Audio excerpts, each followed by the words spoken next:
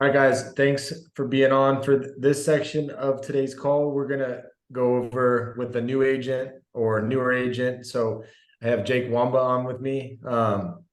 Jake's been selling for like this is your third week of actually selling in the field, right? Mhm. And so obviously, I'll let you give a little bit of background, but Jake came in and wanted to really build a business, saw the opportunity to build, really big overrides and passive income.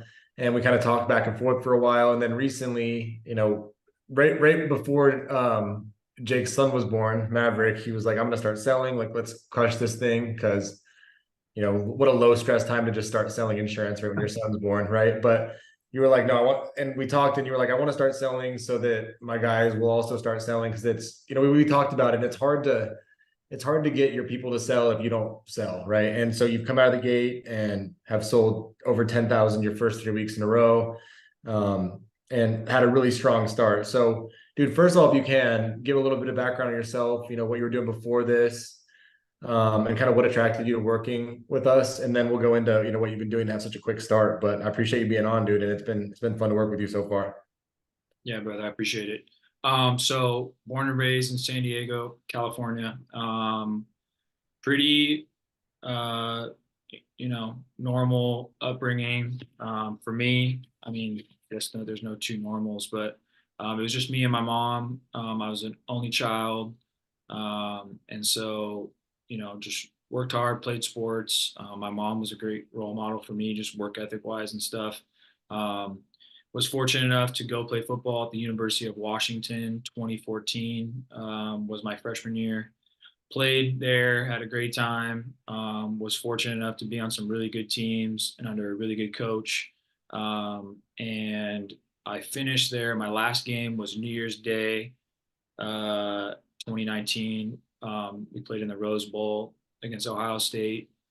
Less than a week later, I think it was 5 days later, I was started at Oregon State, where I got my master's in exercise science. I wanted to go into strength and conditioning. Um, COVID, I mean, honestly, COVID kind of it was a blessing in disguise, especially for me, um, just with kind of how I pivoted. I went back to Seattle after I had defended my thesis. There was no mobility in the strength and conditioning world and in college football, so there were no opportunities related to that to use my degree. So I went into I got into some personal training, some private stuff, kind of using that degree. A really good mentor in Seattle, who granted me an opportunity. So I kind of got into that. I was fortunate enough to work with a lot of professionals, surgeons, real estate people, financial professionals who kind of were like, just kind of opened my eyes to different opportunities and possibilities. And so I had a small business success, um, 2021, early 2021.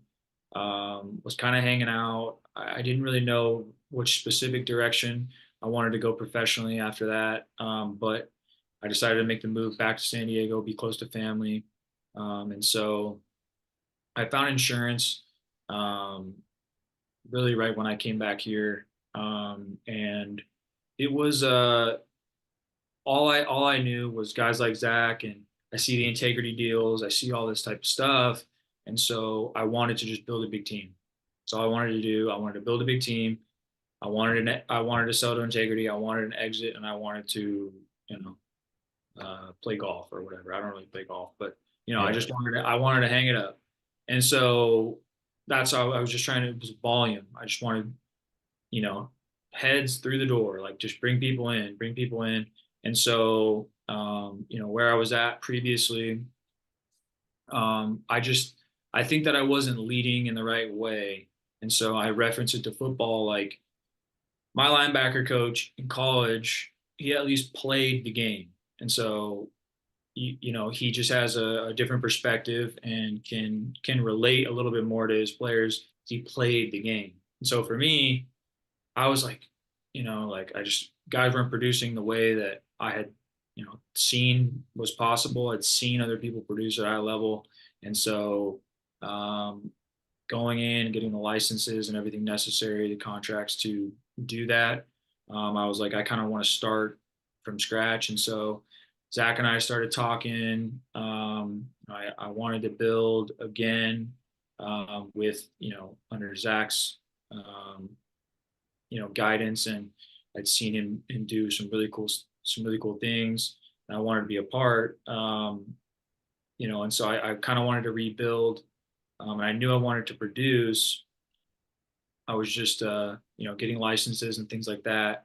But I kind of, like Zach mentioned, kind of around that time of my son being born, I was like, all right, now's as good a time as any. And so I just kind of went in. Mhm. I think that I have some natural ability, um, but it's really just kind of putting in the work and sticking to a schedule. Zach has helped like in so many different ways, from uh, building the team, helping me sell.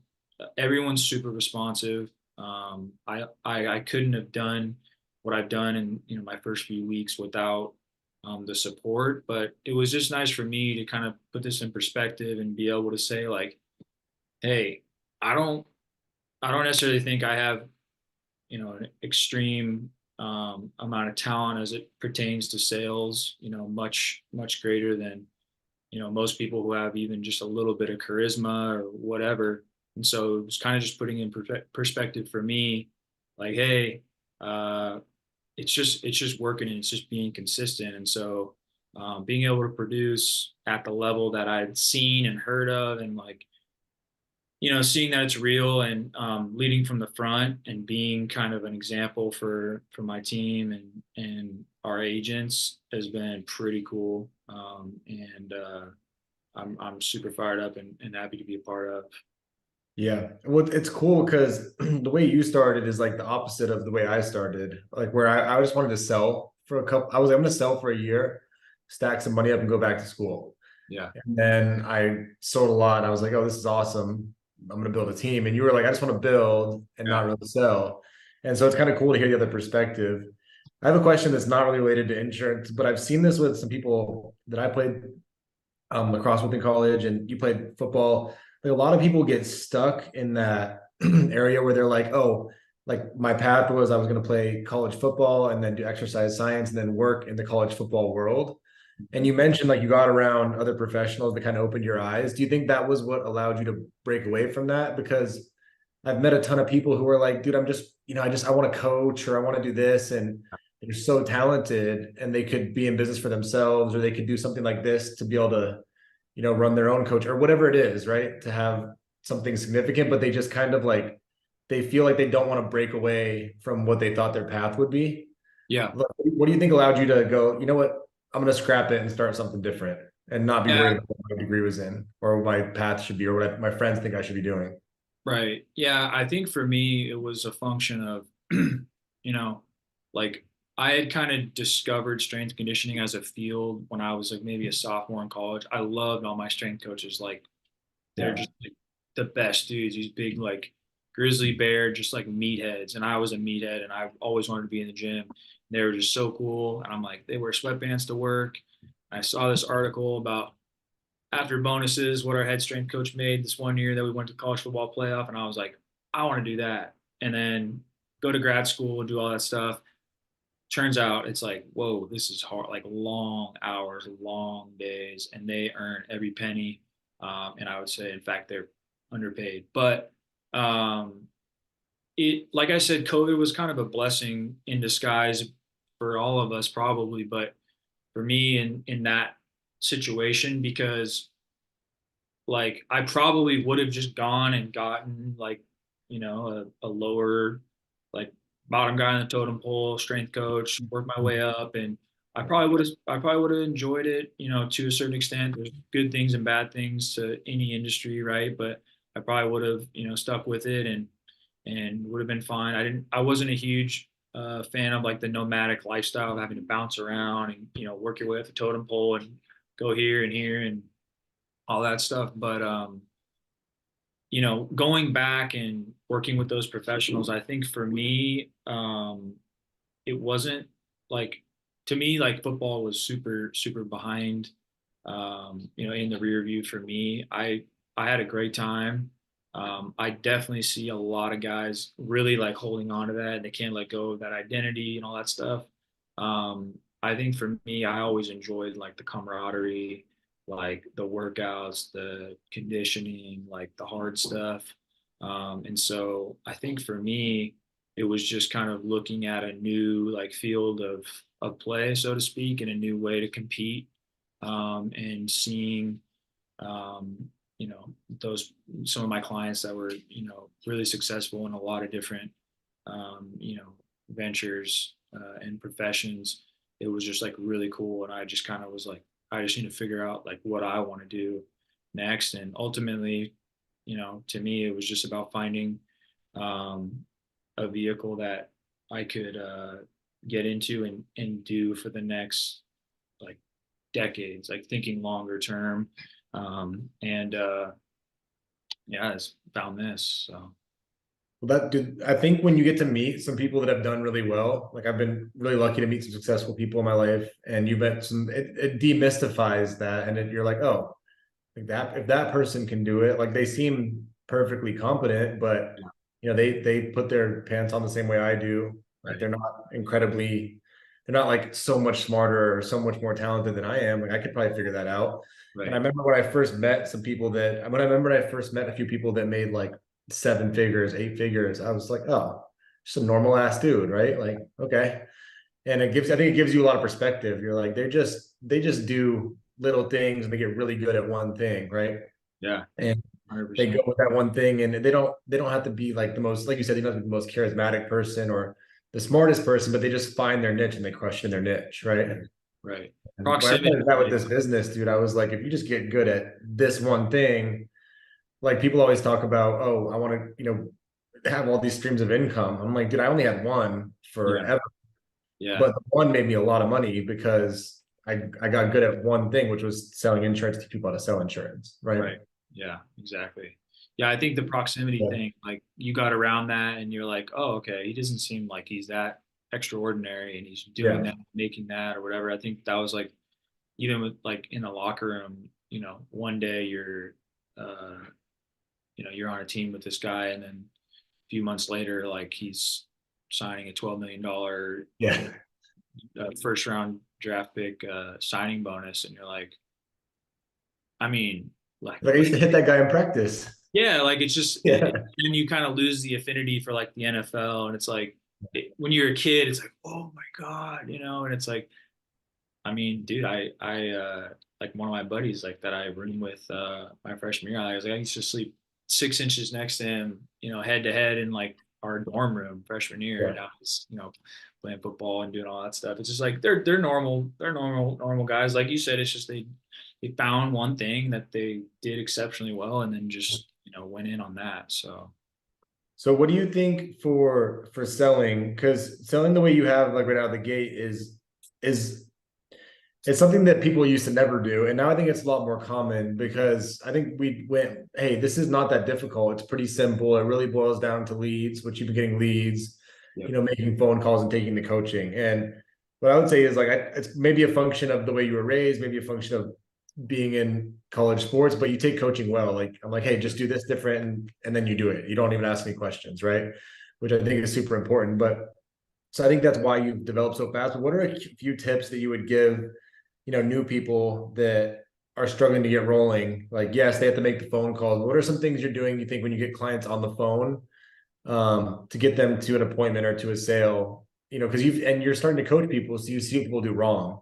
So Yeah. what are a couple of things you think that you're doing right now that allow you to get through the sale, not knowing everything about the products, not knowing everything about, different companies? You just know a little bit, but it's enough to help the clients out. Yeah, I think like you alluded to, they got to get on the phone first. So I think we used to, there was a terminology, and it's probably corny that I keep going back to football, but it was like paralysis by analysis. Like you just, if you keep over analyzing what you're trying to do instead of just doing it, like you're just going to paralyze yourself. You're just never going to take action. And at the end of the day, you learn, the best when you get hit in the mouth. Like you're just forced to like react and figure it out. That's Mhm. just that's human nature. Like we're adaptable and we just figure out a way. So that's definitely in my DNA, just from my upbringing and stuff. My mom is always just figure out a way. Like, and it's not always going to be pretty, whether it's making bills at the end of the month or whatever, but you just figure it out. Yeah. So for me, yeah, I think a huge testament to you and helping me with leads um, and me just taking the action on it. But in terms of when you get somebody on the phone, I think a lot of it goes back to just having a conversation, and I, it's going to be a really, really small percentage of deals that you close where the two people like just don't like each other. Yeah. If someone sees you as their adversary over the phone, or like they're just like, God, this guy's really dry, or like it's really a low chance that gets. It doesn't matter the product or what you're selling. Like if it's just like, I really don't like this guy, like it's probably not going to happen. Right. So I think you have to be able to, be charismatic and talk to people, and hear people and just be human with them. I think you have to be able to explain the products um, simply, and not inundate them with like too much uh, um, just fluff, and try to act like you're too smart or anything like that, or kind of turns people off. But I think, yeah, man, just having a conversation with people, and at the end of the day, you're calling people that have in one way or another requested some information on something that you have a license to sell, and understanding that um, you're protecting people. I think sometimes insurance can get a bad rap, and it's just funny because not everybody needs every product, and at different stages of life it's going to be a right fit or a wrong fit. But at some point, like there's a product for anybody, any age, in any situation. And so as long as you're serving the client to their needs, and I mean you're doing them a service. And so I think when you kind of approach it from that angle, and like you're there to help, and you want to connect with these people on a personal level too, and have fun with it, because life can be tough, and especially on a lot of like middle America. Like even I know just in my own experience, like you have a good conversation with someone in customer service and something that's been a headache, and you're waiting in a call center or whatever trying to get taken care of, then you just have someone who's just like a really just nice person to talk to, and a pleasant experience. um that's how you close deals. So I would say, Yeah. yeah, being I was human. gonna say you sent me that text the other day. I'm gonna pull it up real quick, but that guy texted you after and said, what'd they say? Like basically like, hey, I really appreciate the service. Like, thank you for taking time and explaining everything and making it a pleasant experience for me. And Yeah. I think that's a big testament to what you're saying, right? Like if you do a good job and the client tells you like, hey, I really appreciated that you slowed down, took time with me and made this enjoyable, then they're much more likely to buy from you, right? 100%. Um, so like what does that look like to, let them know that like go through your like intro with someone if they answer the phone, how are you letting them know that you're there to help them out, but also that you're not going to be a dick and be overly salesy and like pressury? Like what does that, first 30 seconds of your phone call sound like? Yeah, it's funny. I'll share one because it was being kind of like direct. And I think you have to be able to really read a person in a situation.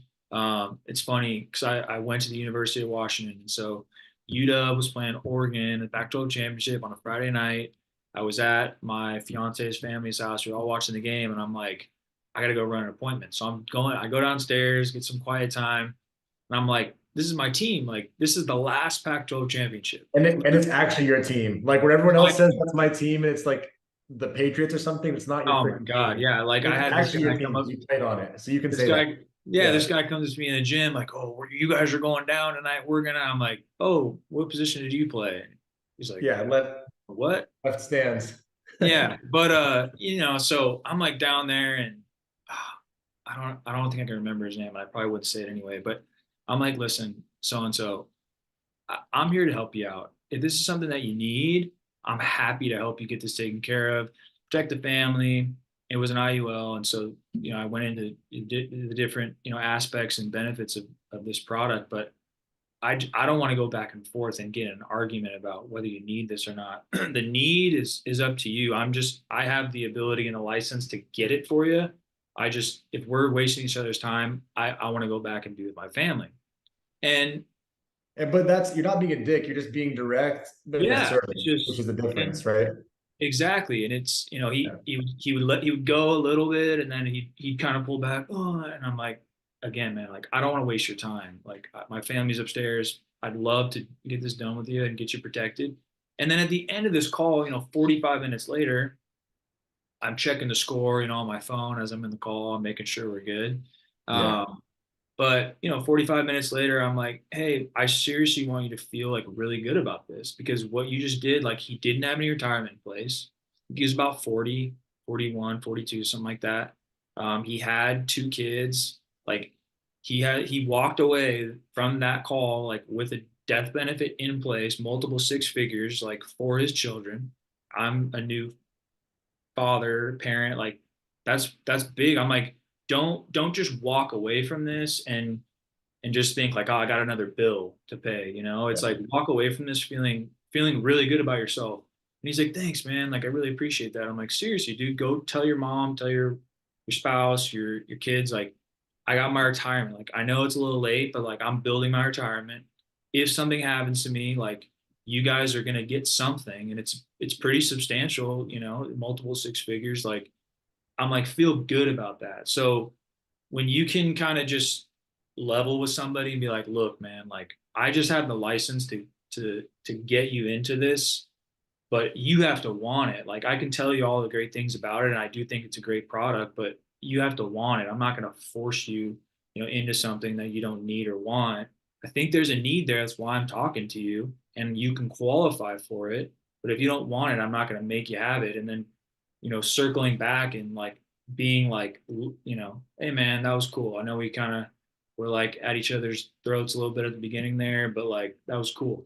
And so it's like I don't know. I usually will try to kind of gauge someone's need out of the gate. What why are they looking into this, to kind of gain some inventory on their situation and get some context as to why this may be important to them, so you can kind of remind them of that as the call unfolds, and then trying to determine if they're qualified for it. I think I was telling one of my agents like a couple of days ago, but and I think I've heard this somewhere. It's not my idea, but I'm like, hey, we're also actively trying to like disqualify people, Yeah. and it doesn't necessarily mean like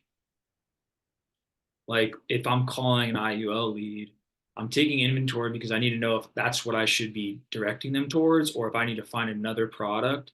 But it's also like disqualifying them from, like, is this a serious like thing to them, or are they just kind of casually like kicking tires? You know what I mean? And so I think that's okay to do that, to be more a little bit more direct and figuring out like, hey, like, is this something that we're both like serious about, or are you just kind of like messing around here? So Yeah. I know you kind of said get into my process. I don't know if that answers your question a little bit, but No, absolutely. And the way you go through the sale is so evident that, or at least in their mind, you don't need the sale, you don't need the commission. You're like, I I have, told him that guy specifically. I'm like, dude, honestly, man, like I helped a lot of families this week. I really don't need to sell you this. I really could care less. Like, should we hang up? We can yeah, find. We should. I'm gonna grab that from Rini because I want you to listen to that actually. yeah. But I'm like, But I don't that's how need to tell you. everyone has to act. Even if you Yeah, need the sale to pay your mortgage next week, like if you act like you need it, the client could tell. But if you go at it from a point like what Jake was saying of like throw the script out, ask them good questions, understand that they filled it out, so they need insurance, and that they've already decided to buy, otherwise they wouldn't be on the phone. So you just have to do a good job of not pissing them off, being nice to them, asking good questions, and figuring out what solution fits their need. And that's all you're doing, dude. So I appreciate your time. I'm sure you'll certainly be back on because you'll be growing like crazy. But thanks for jumping on with us today, dude. And looking forward to watching you grow this thing. I know it's gonna get out of hand pretty quick. So appreciate you, man. Appreciate you, brother, very much.